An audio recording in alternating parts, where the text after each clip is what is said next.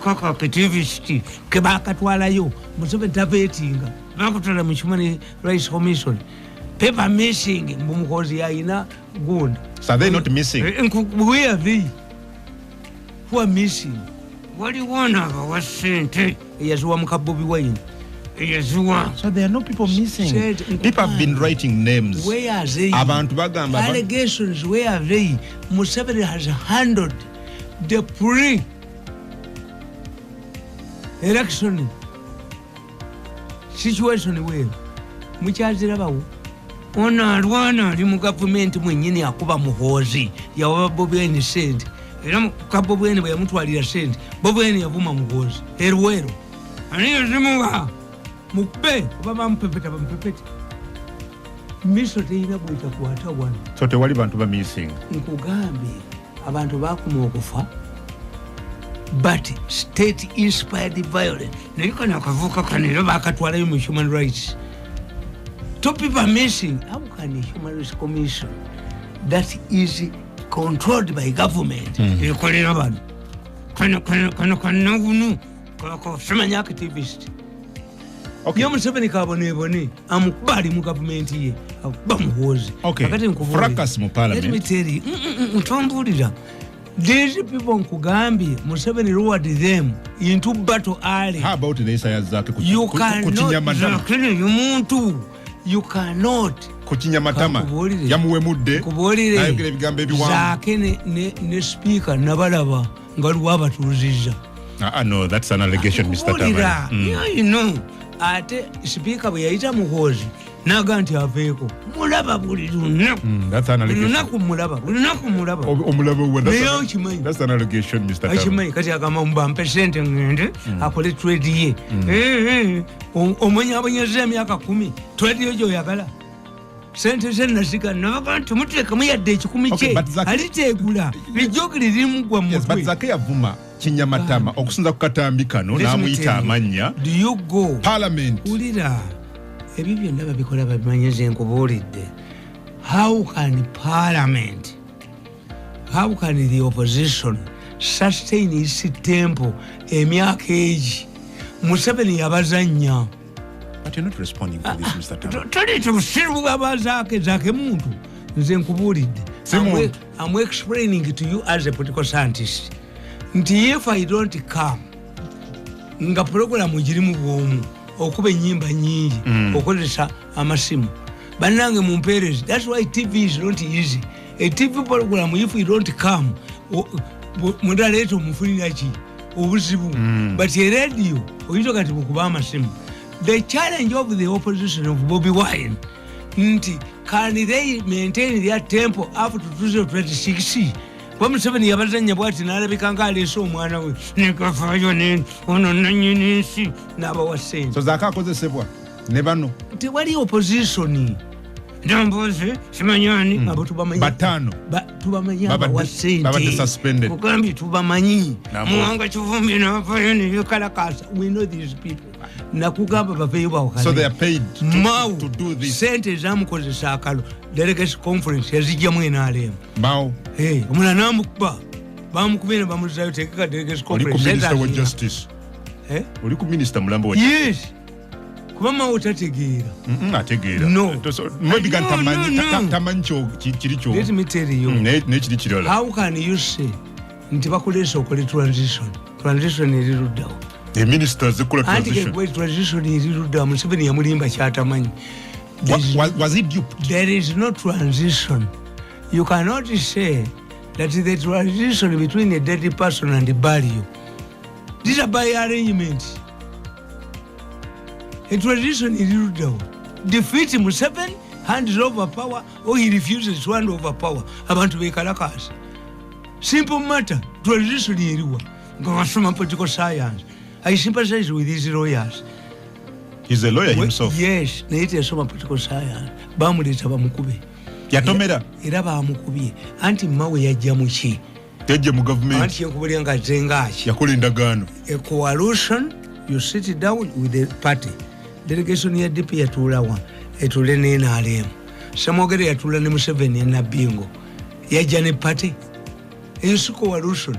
Eyo tugiyita broad base you come as Museveni amugoba akuba embwa ya mawu kati kankubulire tuyina ffe mu byobufuzi rules that guide political agreements. When an agreement is implemented 40% is a done deal. Lekoleta Kaseko emengo tewali yo kintu Museveni kyaba wadde ne babeteka abamufunyemu fena atumme ekikumi kyonna kubanga omukwatu niyamu atunyalamu is what emengo tewali yo kiriyo urange yali Republic House temuyina lukiiko temuyina aki Museveni kyaba wadde temuddamu kubanja tojja yongala byonna dduli akasiko ajukira kasiko naduli ajukiza mu Museveni twali mu kasiko nkugambye naduli yasoma ebyobufuzi wana afukula yasoma ebyobufuzi once a political agreement is implemented 40% is a done deal 40 only yes timawe yafuna bwa minister munina afuna bwaji 2 agenda mu East African Legislative Assembly if the situation under which an agreement was made change it is not and void. If Museveni wanted the Mao, Gasubiro Kumula, Naba Gatagenda Kumula, no Efulumiza Galabiri, Tabanja. Okay, bino byatagala tuogereko gabatebina makulu. Tebina bya parliament balemeddeko. Bagambye. Where eres can they agitate? Batomera, Museveni yabatomeza. Ne bajja mu campaign. Yemyaka esatu nga tebagimanyi. Nanyinisi n'abalimba kuba yabaleeta aba basajja bonna bamanyi list bagikola ndaba mukwezi yalina okugwa nengende wa mukwezi ne mugamba jeno mukwezi namusanga na golf club ne mugamba gogenda kugwa ewamweru kongere yali amagombola mwenda Museveni agenda kuwangula kabiri nenga nkole changes a party but I cannot leave my party mugamba gogenda kugwa otafire bamuteka ko billion 3 omwala webutambala namuyisa nemugamba olaba list Aisha Kabanda yaliko go nga wali wesajja lino erisokolinda omanyi basokolinda z'abantu batya gavumenti yonna eri bavunana ave ku media ave tujja kutingana mukwate ku sente zange the only solution is to give my money and I go but home you need to preach otherwise this. I can fight for another 10 years you cannot keep saying you're going to fight everybody nkubuli era nze ndowooza ekyekizibu mu bitama buli omu we shall fight tujja kutingana tujja kulwana why can't you say we shall resolve our issues we're solving our issues nemwenda learning how to do what to fight. You asking me and I'm explaining it to you. The succession battle of Uganda is not who takes power. Waliwo bakoze criminality bebagala ebweru nga omutamivu bwamala okwefukira tafuluma kirabo bagala bakwate power wano bakuma obugagga bwawe n'obutabatwala hege okutemba ennyonyi kyobala bakuba mukozi bagala bu succession tebagala kutemba ennyonyi kakati kyenkunyonyola kyotategeera nti two things. One, there is no position. The money that is kankubuli nayo basajja bawe mwebase nnyo. The man who decided that the party NUP belongs to Bobi Wine ye mulamuzi y'omu eyasazeewo nti gundi FDC belongs to y'omu nebuyigize limwe temuswalako yagambye nti najja nankumbi y'omu is the same judge. Yeah, he's the same. Yes. Is it a coincidence? Yes, some political science. Why? It is the government that is fighting. Ababo n'abalamuzi babaletayo police. Nakwata abalamuzi nga batudde bava ebintu bya hamu. Mbakube mu Akatambi addu. Olaba omulamuzi adduka ne buyigize. Miso teyina gwetakwata. Miso teyina gwetakwata nze kankubuli. Museveni gwetakwata. Omwana alingiza atya alumika atya nga kitawe ne nnyina bali mbuliri. Miso the only person Miso cannot cast is the president. Tewali mu Uganda gwesikwata.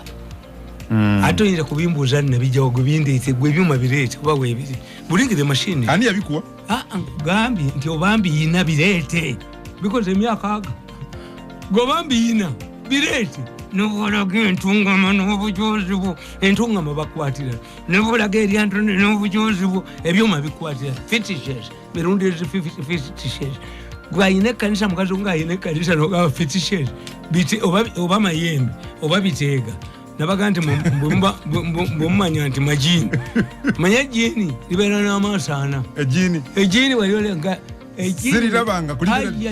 ejini nilifuluma mu motoka ngona agivuga nga nilifuluma mu dereva akikuba ekiko ne bwe bamamba ejini lirina amaaso ana ejini embuzi amannyo zibeera bbiri nimala ejini nilimuwerekera weritya alina kutomera kufa amaaso ana abiri limu wano neddala wannawa bwe lifaanana ejini golitunudemu ate emba ziba zitya mbaga nti ejini gukwata eggumba ly'embizi oliteeke mu mmotoka yo oba nkozesa amajini nga tebakakwata buli muntu yenna sobola giteeka mu mmotoka eggumba liteeke mu mmotoka yange what I'm telling you nti bano aba opposition Museveni yabakolaki yabaprovoking into battle mutunulye gundi emisinde ono omuvuka bamwizani kipologeti erinnya kipolitiki nalaba omusajja nga badduka mu mizannyo egyo n'afuumuka emisinde nga nti ono muyaga n'abalekanga gundi mmeka yavaamu buvi nti ekinywa kyesibye bakipolitiki baali bamanyi ba experts ti ono talina gyalaga afubutuka bwatena gyalaga tajja kumala bajjabo mpolampola kilomita mmeka era baziwangula nga bali steady kakati Museveni yabaprovoking yasuula omuteteme ebweru oguliko embogo akasezi kajjaga n'akanunku nga tebamanyi nga balowooza nti aleeta muhoozi no ndabye leero General Muhoozi David nga ali ku floor ya parliament aga nti bano balina olukwe okusoza ku intelligence anti kankubuulire ekimenya muhoozi kiri kimu ekibategeeza nti balwana bokka na bokka akatambi kaavaawo era ffe tulina omusango akatambi kano katya no but bali kazanye leero kubanga obwedda speaker anti nkubuulira abakagaana bakamanyi nze nkamanyi gundi bwe yalya tekinologi bwajja abazze olowooza nze tekinologi akwata abantu nze mwina nzekka akwata omuntu nenkwatira miti yonna nengikwata yonna nengikuba ku butambi bwange nadduka ne galubindize kubanga dinamusigete buzizo you first admit nti zizo to charge me with infringing you with your secrecy you must confirm nti tasobola tugende mu kooti oyogere oyogere oyagala babitegere nti bibyo we nabakwatira nembanyweza kakati ffe mu 86 87 baminisita ba Museveni aba DP Dr. Kayeera Evariste Nyanzi gali emiryango yali avudde mu fede mu Lwanga gali emiryango babagamba ne Charles ne Kardinali Nsubuga ne baga nti omusajja aleese obukomunisiti olwo ng'ekiri ekyankwanzi kifumba mutuku the enemy of the Catholic Church is communism ne batuula gavumenti ya Museveni bagijjeko era bali baagala okukwata Kardinali Nsubuga Museveni teyaliyo n'abaga nti if Idi Amin did not arrest this man umukwata kutuba tufudde he reasons Museveni sat with Kardinali Nsubuga era waliwo omuvubuka yenyina olupapula baluyitanga Weekend Times yadduka ne mu Uganda bamuyola ne bamusiba ng'agamba nti kali n'abadde ayagala kusuula gavumenti Museveni baatuula ne Kardinali nemuga no communism gwe saagala ne balidyusinga ebyali ekyankwanzi ne balidyusinga imputeto oyo gundi waliwo ge bayita basaiza kazoula ebyala disi wa Kampala eddiini esibira abantu mu bwavu egamba besimye abaavu saabaavu mugagga abaavu muneema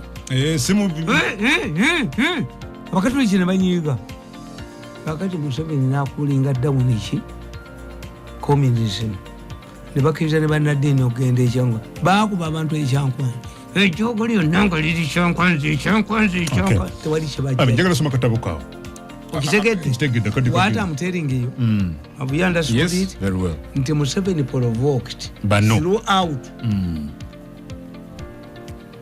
omula ekitetemi abasagizi ne bazina nga simula abasezi nga baloza bafunye ekyokulya kati parliament babuweni baani tebayinaawo kintu kibasustaininga myaka emeka esatu ate nga momentum eri waggulu ono gundi tebamulumba ani ono Hajati Namyalo Adija Namyalo bamulemu muyingiramu lwaki ayogera nti Museveni akole ki akava ku main because Museveni did two things. One, because nobody knows where Museveni is going.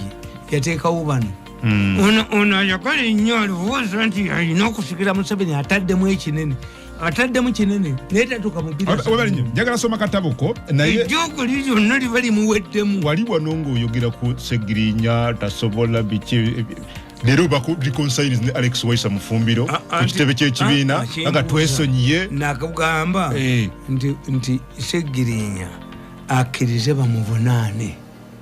That was my argument. Addukira wansereko ate nze Segirinya abonyaabonya nnyo maama wange nasanga maama ayogera Museveni omwana nga mwagazaaki era yamukuta nemugati bannankwatako bakutte Segiri yetayina nyina My mother at times believes he's a better woman. Museveni okutuja akawanikira mwami Tamale Mirundi kali wano okay kekyasembeeyo how Museveni loses a gift to my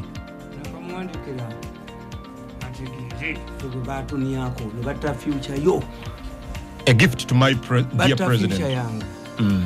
Yes, ndimbwa bakanyuka kujirikiti kubasula embwa ntinze gomulese mu mwadde nze munkanyuka ku 1.7 abana bange banasoma is it how gwe munsasula bwe muti tubakubireko mu ngalo nakola emyaka 14 okutuusa munnafono naye bali muniyako n'abaana be bali baniyako nga n'abaffe bwe batasomye n'ababeti balisoma kubanga nina information ya nina okukkiriza agitwale. He must. Who are you? He must denounce that. She just it why you. Watugamba someseza abana bo bonna abasomye. You said it here. A generation indalate somye. There is another generation. Yes. Nkola ndio advisor wa Museveni ku dola bina. Nga mafuta nze ngeetera mu motoka. I don't know why you denied being an advisor to the president. No. A senior one. Emyaka 14 ngamba kolera. That's why the old man has said. You keep denying senior advisor. The old man has said. Omusajja tumuwage ntangende. Niko kunimba nti waliyo omulimu. Wano bakulimba obu advisor bakulimba buli. Ati gwameka. Who is your colleague? Full figure. Hey. Butcher man. Hey. With the master's degree. The second anti-onjeriga. Political science batuga know yourself and your political value. Kati nze manyi sobola kubeera leader. Tasobola kuba mukulu. The only thing I can do in government is a consultancy like mwenda. N'abasirikale oyine motoka ya sebasasula. Bazireta 28 million per year annually. 28 million divided by ibyo tumbulira. How was buzanyisa? Ntangende. Nebagamba kunta lwaki tomugamba nti sebo mpa ekisingawo bante ngende mulimu ania tulikola mu yamuhoozi mulimu omujozi Museveni gwatasobola kukwatako neno gavumenti oliwa NRM oliwa kuchingani mwavu if I'm not a strugglist singa bakazi bange batambula singa liwavuga emmotoka waliwagana okunteeka mu lukosirwembe kubanga nakana kalina olutwe mumayirako information sijja gibawa information ya organ sijja gibawa enempya mutte bali batta naffe mutujoge n'abaana bamwe bali baniyamu nga ffe mutuniyadde oba butakakkana bwakuleetera obuzibu n'obutakakkanya ki ayomba ateesa ogende mu ekyo bankola kyali kituufu naye nabasonyiye ate utonna basonyiwa teri negotiation ngoyogera bino ganti wabasonyiye bino ebigambo ebikaawu yes ate bikaawa ki nabasonyiye oyagala nseke I wake up at night and cry. I blundered to join NRM. Yes, I have suffered. My mother suffered. Are you in NRM? Are you still in NRM? Nange ninga gasumba. Ndi walanji. Ndi wa mukozi. Yanzija Kasese okwebankanyuka nampadde. Tokyawagira mwa Museveni. Mwa Museveni yakomewo oba akomawo. neyenze bwakoma ungembeera yange ekyali bweti bwe tuba tulonda tulina ebintu ebyo you elect to retain what you have or to change ofune better kati gwembuulira I can vote to retain what do I have nga sente zange wali wanzirya Museveni kwatasobola gambako kitegeeza will continue suffering my family will continue gwe muwabuziwe lwaki muwa ku magere wawa odi akabala kana akato akali wakano kagagwa mukyala wamu n'omukulu kafuwa obuberebeere olabe oba mukisenka yigiramu tombulira ebintu ebyo binyiiza I lose my temper.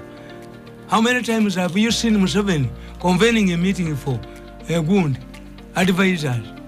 An advisor and a handler are different. Senior presidential advisor.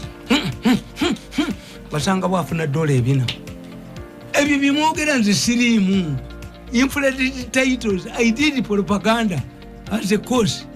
Nasoma propaganda in one of the best institutions mu nsi. We baita ba advisor full figure wali one of Butcherman one of Tamale Mirundi.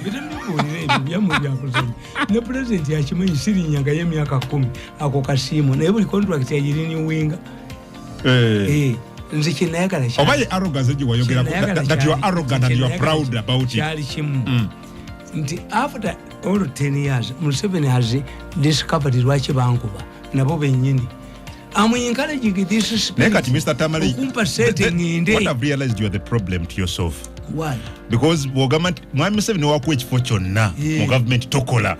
Ate go kukuluma ndi wano wampa kasimu kati oyagala kimunsi. Sibula omuddu wagende kati sibula. Era nze singa president yankolera 10 years ago. Mutabani wange Mirundi onkoledde nnyo.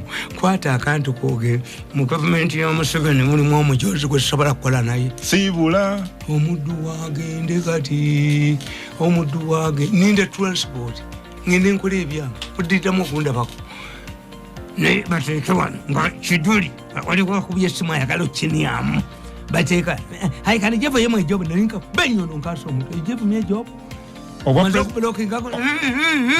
obwa advisor bubi kubanga dola bina gwe musaala Obakuwa another job. But the people believe. So what do you want? And people believe. Because now you confuse us. Ate how? Oba advisor musala mutono. Tokola. Yes. Neba mpo wa minister sikola. Kati uyagala chi. Andi kubodi the government ya Museveni tojukoleramu. Abaganda bagana linchirabye azinira bali. And you know what is happening in Museveni's government? It is not an opposition to opposition. Wali wajisanyiramo ajijuya bwati. Utalaba kusaidi ye nga nkomawo omukazi yanoba n'agenda n'akomawo obufumbo bumulema. I'm used to freedom for 10 years. Ntatole wakubye simu wemula shouting obscenities ninga nti nkwetondedde kubanga I'm not used to telephone calls. Bakubire omuntu bakubire simu bwe nganti nagufuwa okuva ku macyangufuwa nenebaka kati nkyabidda mu mbisobola nti meeting simanyi buno obuwala buto bunabakoba bwani obwo bwayingira nange nenyimirira bikikyangana mu New Vision nange omusajja omukulu nkyayimirira kati olina freedom okola kyoyagala ngufuwa ku makya nosanga nga njipakinze ndi wali webali enkoko n'ebigenderako nga ngunjuya guti kuba I'm not expecting to attend a meeting. So oyina eddembe kati oba macupa 10 oba kureti nga tewali akugambyeko ogunywa gobaga nti ndi motoka nywa mafuta naye ate ffe abagagga tetunywa mwenge mungi ogambye osanga waliwo anjozi gukuyuya bwe waliwo anjozi ku makya obeera bwoti wanudde ngende ewaffe nfuuka district oba mufukamire ntulikanga bomu obeera bwoti ogambye it is better the old people who are bringing the idea give the money tayagala ngende nina kubeera mu lugosirwe anjoga akole ki program azijjeko if a woman does not want but will you ever reconcile with that person you keep talking about? I'll forgive him nga bwe musonyire naye damage gyakoze ku family yaffe abaana ne batasoma n'atujoga Museveni n'atuwa sente n'agenda nazo mwenna musavinga omuntu omwami Museveni nze namulekera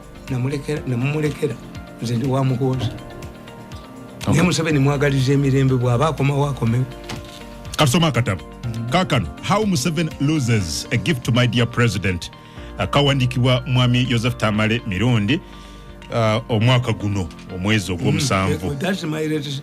The latest book is learning how to forgive. So this is about because Jesus on the cross. No, but you can't preach how to forgive, Mr. Tamale. Why? Yet yourself you don't forgive. How? No, you have fought this man you're talking about. Forgiving does not mean reconciliation. Nkuleka. Let us drive in different lanes. No nyoba president bo neto nsubira.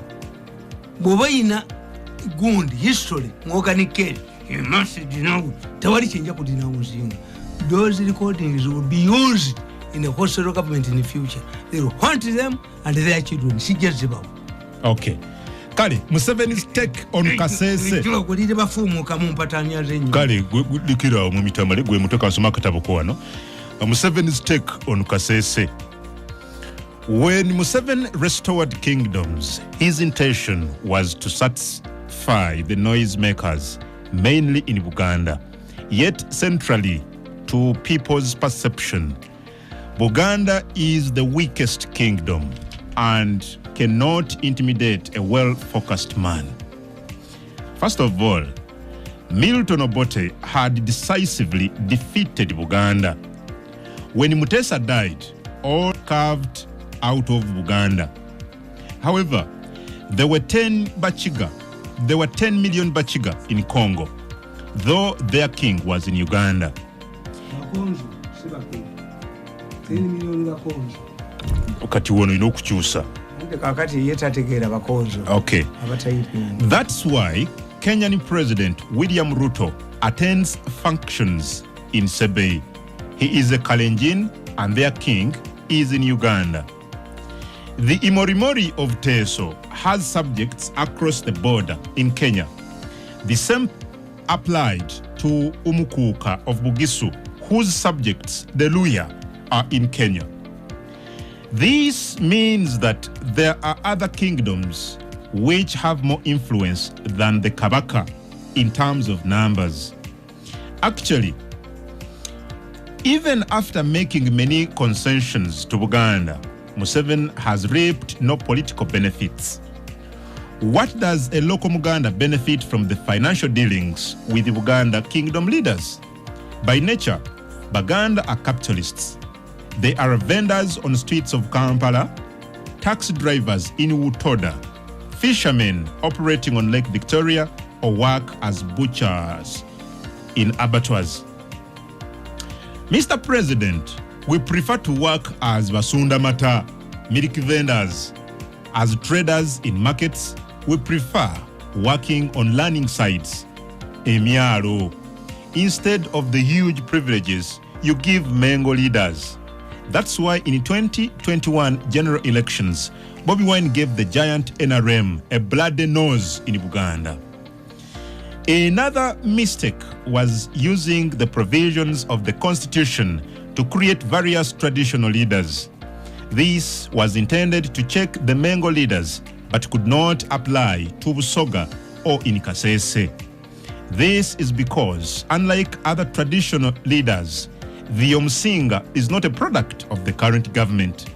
The Rwenzururu movement dates back in the colonial days, and it has outlived successive regimes in Uganda.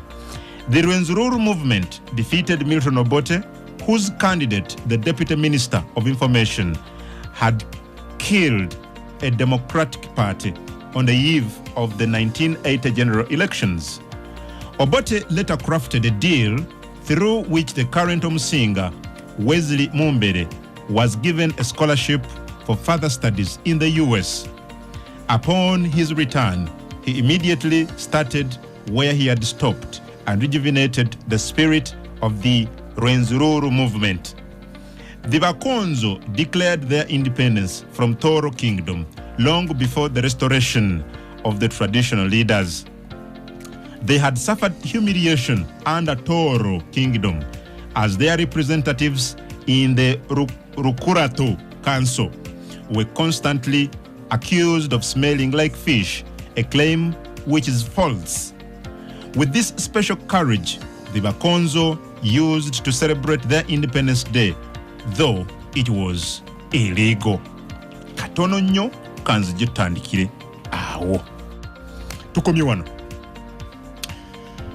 The Rwenzururu movement has since operated clandestinely as an underground movement in order to tame its opponents, and all Bakonzo were forced to pay allegiance to it by contributing funds to its operations in order to keep the spirit burning.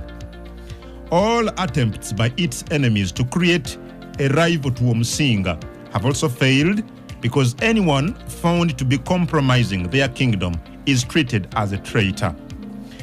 Dr. Crispus Kionga, a former minister of finance in charge of cooperatives and marketing, but also former national political commissar, attempted to go against the Rwenzururu cause, and his political career was ditched. He was rejected by the Bakonzo and became a perennial loser in every election until he retired from active politics.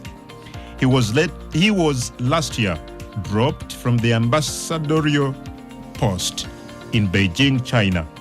His defeat and humiliation has become a political vaccine in Kasese, as the area had been taken over by Dr. Kizza Besigye, becoming an opposition stronghold.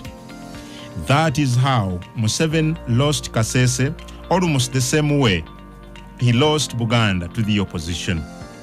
Much more about this issue is in my book, Why Museveni's Succession Will Be Bloody. Similar to the case of Buganda, where Museveni succumbed to pressure from the opposition and allowed Kabaka Mutebi's coronation before the promulgation of the 1995 constitution, as was the position of government, Mumbere's coronation was as a result of pressure from his subjects. Therefore, Museveni lost to the agitators in demands for the Buganda and Rwenzururu kingdoms. Ever since Museveni became reactive to the agitators' demands. In the process, Kabaka Mutebi and Mumbere became hostages of those who agitated for monarchies and the driving forces behind kingdoms. Logic dictates that if a civil servant is paid a salary, he or she must also pay other people who work for him. In the Bakonzo, if the Bakonzo had benefited from this provision to break away from Toro Kingdom, the Bamba had the same right to declare their traditional leader. However, Museveni's decision was perceived as such to weaken the Kabaka and Omusinga. The Buganda riots of 2009 were sparked off by government's decision to stop Buganda Katikiro Engineer Jebi Walusimbi from visiting Bunyara, an ethnic group of Baganda, in Kayunga ahead of Kabaka's visit. The Kabaka of Buganda did not recognize the Sabanyala and the Isabaluli, both traditional leaders in the area. The situation in Kasese is, however, different. The burial sites of the Bakonzo royal family is in Bwamba. This means that either they could bury in another kingdom or exchange the sites of burial grounds within royal members, which is an impossibility.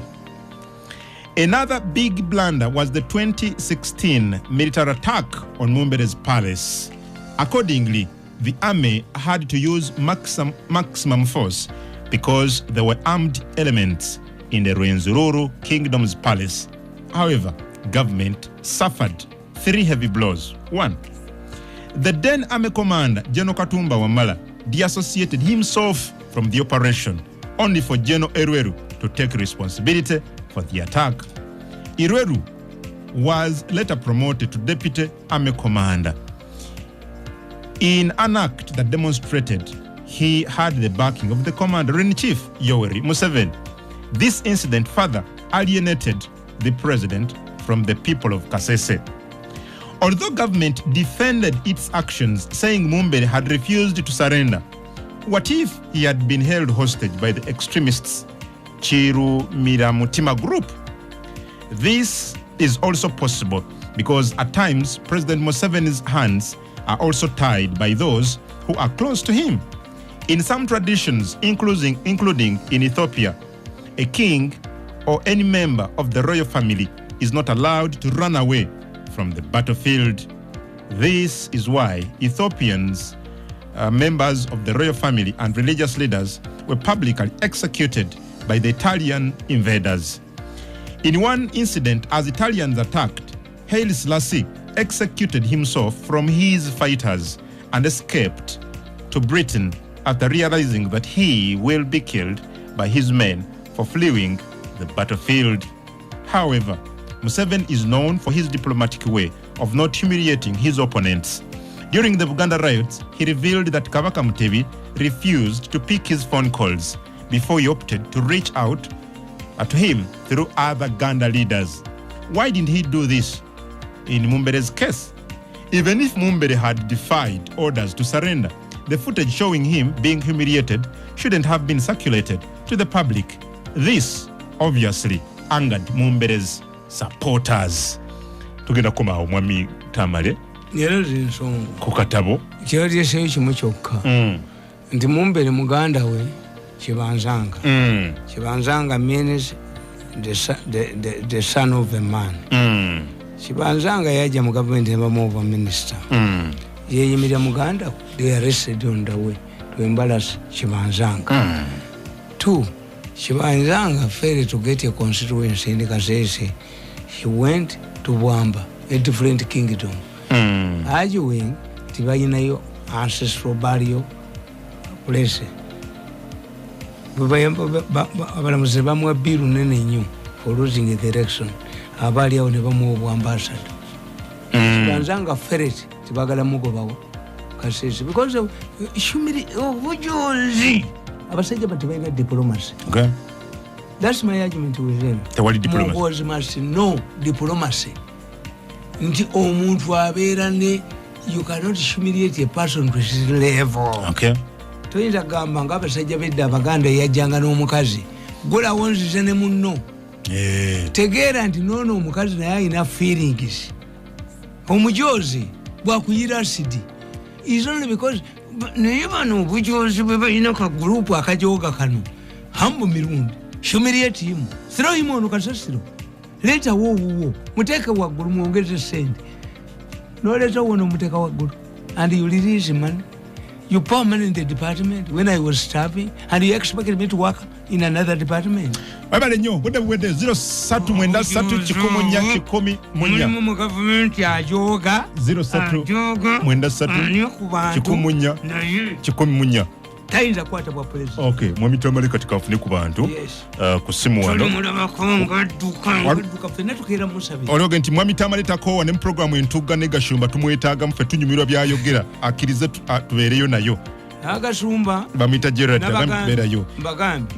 Nti gashumba yetegereza ani ayononya abaana baffe. Mateeka g'abazungu. Mirundi is right. Uganda has no opposition. Akongo, how long will Tamale demand his money from government? You can Google it. Do you complain that the baby is crying when you have not attended solve its problem? You need to solve the problem first. Give me my money. Okay. Nindi. Newa walo was. A rich Mirundi is a nuclear. Kakati gwi. Mpanko limu toilet zo. But a rich Mirundi is a nuclear bomb. What if he joins the opposition? I offered you the first choice. You mistreated me. Hello? Mwami Kungu. Sebo. Wale program. Mufunze dala kade katuwede koda manya nejo sinzide. Bakitale na jesinzide ka kumi. Yes, come. Tamala leke kujanga na yomba mu studio buli kaseera.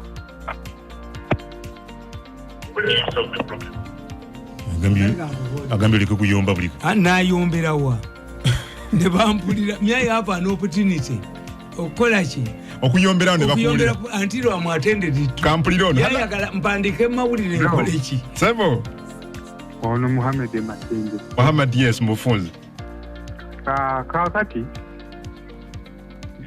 Sebo mufunze ddala.